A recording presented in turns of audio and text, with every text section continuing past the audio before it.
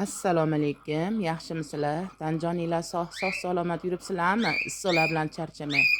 Bugun sizlarga tradiskansa, ya'ni o'zimiz xalqona tildagi chaqimchi gulni ko'paytirish haqida aytib o'taman.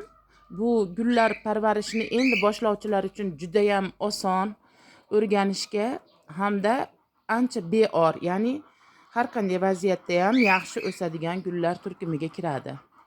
Bularni men mana bunday shaklda mana salafan qopchalarga qalamcha qilganman, ko'rib turibsizlar. Endi mana shu qalamchalarimdan, ya'ni ko'chatlarimdan yana qo'shimcha qalamchalar olib yana ko'paytiraman. Bu bizda bu gulni yo'qolib ketmasligini, ya'ni ko'payishiga yordam beradi.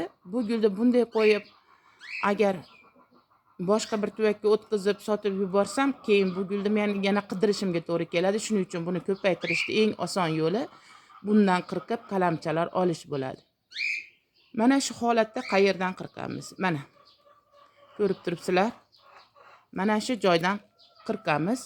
Mana bu salafan qopchida qoladi, ya'ni bu yonidan yana shox chiqarib, yana ham yangi shoxlar chiqarib ham bizga bola beradi, ham o'zi ham ko'payib quvvatga kiradi. Mana shu salafan qopchida qoladi. Faqat tuprog'ini biroz qo'limiz bilan essak yumshaydi. Shunaqa. Orqa fonimizga e'tibor bermaysizlar. Mana hozirda tovuqlarim, bedanalarim, to'tiqushlarim hammasi teng gapirishim bilan boshlaydi, tanib olgan. Xo'rozlarimiz ham qolmaydi. Buning uchun uzr albatta. Qisqasi mana shunday holatda buni tuprog'ini biroz yumshatib qo'yamiz. Hamda qirqib olgan shoxlarimizni mana bu shoxlarimizdan ham mana qayta qalamchalar qilamiz.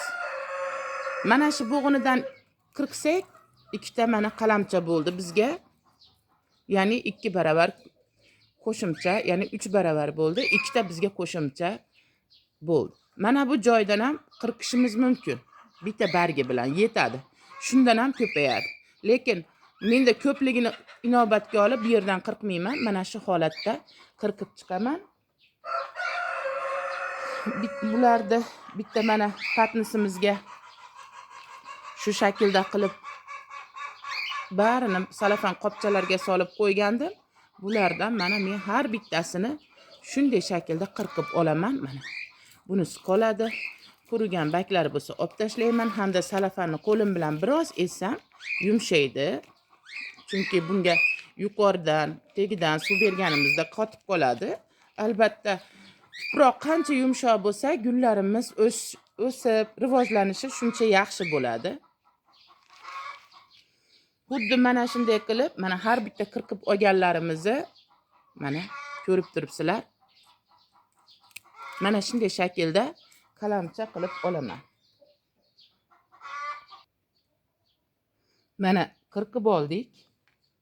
Har bittasini ko'rib turibsizlar. Mana shunday shaklda qirqib oldik. Mana shu shoxlarni qoldirdik.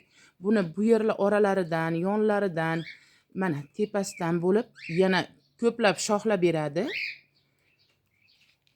Bu qirqib olganlarimizdan har bittasini qalamcha uchun tayyorlab olaman. Agar har bir bo'g'inidan qirqsam ham, mana yerda ko'ryapsizlar, chiqyapti. Mana shunday holatda ham qirqsam ham ko'payaveradi. Bu mana shunday holatda ham ko'payadi. Birortasi joyga borgan bo'lsanglar, shunaqa gullar bo'lsa, bitta shoxini olib kelsanglar, ana shu shoxidan ham juda ko'p miqdorda qilishinglar mumkin. Hamda agar birortasiga bersanglar, ular ham ko'paytiradi. Bular nihoyatda havoni yaxshi tozalaydi. Uylarda bo'lgani yaxshi. Mayda oq ochiladi bunisi. Mana shunday shaklda har bittasini qirqib chiqamiz. Endi oxirigacha ko'rsatib o'tirmayman. Hamda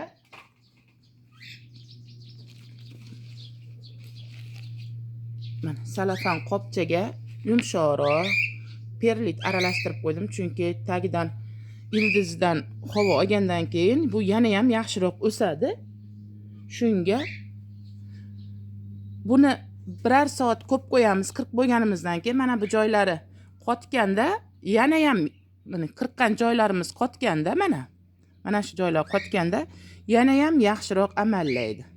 Mana shunday shaklda kirgizib suv sepib qo'yamiz yoki tegidan suv beramiz yo quyamiz. Farqi yo'q. Qanaqa qilib qilsanglar ham bo'laveradi. Hech na suv tanlamaydi, na joy tanlamaydi.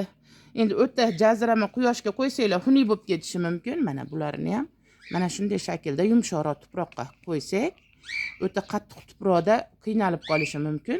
Lekin yumshoqroq tuproqda mana ko'ryapsizlar, yaxshi bo'ladi. Shunday qilamiz. Bularda mana bu zebra rangidagi sortlari ham bor.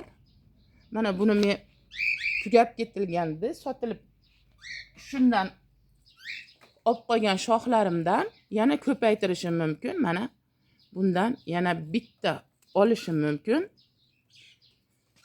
Zebra sortidan bu. Zebra sorti ko'pchilik yaxshi ko'radi. Shuning uchun mana shularni olsam, mana bundan ikkita. Hozir menda yana 3 ta bundan tashqari bo'ldi. Boridan tashqari 3 ta bo'ldi. Hamda ikkita tuvakdagidan 3 ta qo'shimcha mana bola olyapmiz. Bularni ham xuddi shu shaklda salafan qopchalarga, iloji boricha kichikroq salafan qopchalarga qilamiz. Sababi avval tomirotib to'lib oladida, undan keyin bu nima qiladi? Yuqoriga beradi. Shuning uchun qotib turmasligi uchun uzun-uzun bo'lib tezroq o'sib, men ko'proq bola olishga shunday holatda qilaman. Sababi bunda tezroq tomirotib, tezroq yangi shoxlar chiqaradi. Gul sotayotganimda ko'pchilik bu gullarni uncha yoqtirmaydi, lekin gullarni narxlashganda biroz tushib bering deydi. Men o'sha paytda yaxshisi sizga mana bu gullardan bonus sifatida beraman. Buni ko'paygandan keyin yaxshi ko'rib qolasiz deyman yoki buni birorta kompozitsiya qilib tuvaklarga ekib berayotganimda shulardan qo'shib ekib beraman. Shuning uchun ham bu kerak. Lekin ko'pchilik faqat osiladigan tuvaklar uchungina oladi, lekin bu juda ham havo tozalovchi, zararsiz gullar toifasiga kiradi. Siz o'ylaganingizdan ko'ra bizga ko'proq havoni tozalashda yordam beradi. Biz gullarni nima uchun qo'yamiz? Chang yutmaslik, har xil allergik havolarni tozalash uchun mana shu gullarni o'stiramiz. Ya'ni gullarda orasida qancha ko'p yursangiz, shuncha sog'lom bo'lasiz. Shuning uchun bu gullar kerak. Bolalar xonasiga ham, oshxonaga ham, yotoqxonangizga ham, xohlagan joyingizga qo'ysangiz ham buni zarari yo'q. Beg'ubor, mayda-mayda gulchalari bo'ladi. Ayniqsa mana bu sorti juda ham yoqimtoy ko'rinadi. Chaqimchi gul deb nomlanishiga sabab bular mana ko'ryapsizlar. Hech qancha muddat bo'lmasdan mana xuddi birovni gapini chaqqanda tezda bolalab ketgandek, bu ham mana yonidan tez shoxlar chiqarib bolalab ketgani uchun aytilgan bo'lsa kerak deb o'ylayman. Lekin odamzodni chaqimchisi qancha ziyon keltirsa, gullarni chaqimchisi, ya'ni chaqimchi gul deb nimaga nomlashgan bilmayman. Xalqona tilda shunday aytiladi. Tradiskansalar. Bu ham odamlarga shu juda ko'p foyda beradi, lekin odamlarda chaqimchisidan juda katta zarar keladi.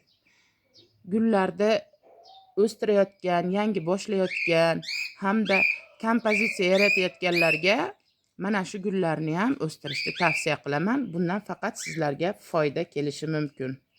Ayniqsa gul oldi sotisi bilan shug'ullanayotganingizda narxini tushirmay, yo'q bu bo'lishi desangiz ba'zilarni ko'ngliga og'ir botishi mumkin. Chunki sizni qancha xarajat qilganingizni bilmaydi.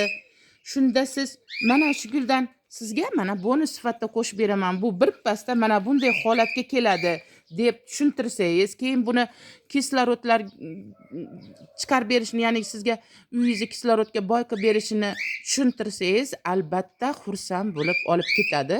Bu biznes qilishni boshlamoqchi bo'lgan yangi gulchilarga tavsiya. Katta gulchilar endi ularni o'zlarini metodi bor, ular o'zi ast darajaga yetib qolgan. Men asosan gullarni ko'paytirish, o'stirishni yangi boshlayotganlarga tavsiya qilaman. O'shaning uchun o'shalarga o'rgataman. Shuning uchun bu gullardan ham ko'paytirib qo'yinglar. Juda ko'p gul bozorlariga, boshqaga borganimizda muomala jihatidan gulingiz qancha desak, mana buncha deydida, narxini tushuning desangiz, yo'q, unday emas. Gulni sotayotganingizda albatta, juda yaxshi.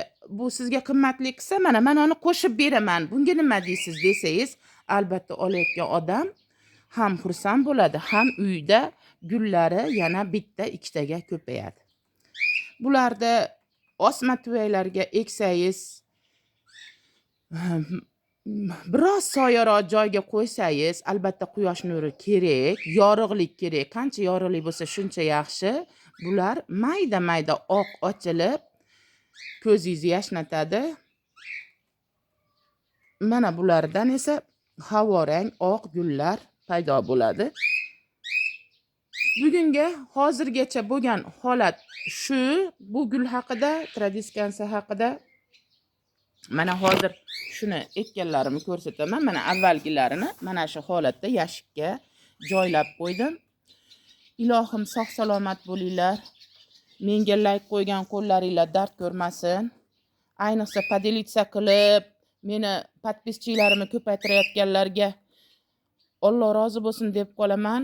Bu meni yana ham ilhomlantiradi, yana ham ko'proq gullarni sizlarga ko'rsatib, tushuntirib berishga undaydi. Keyingi videoyimda tomiri otib qolgan fikusni qanday ko'chirayotganimni ko'rsatib boraman. Like bosib, podpiska qo'yib qo'yinglar-da, o'shinga o'tinglar. Omon bo'linglar ilohim.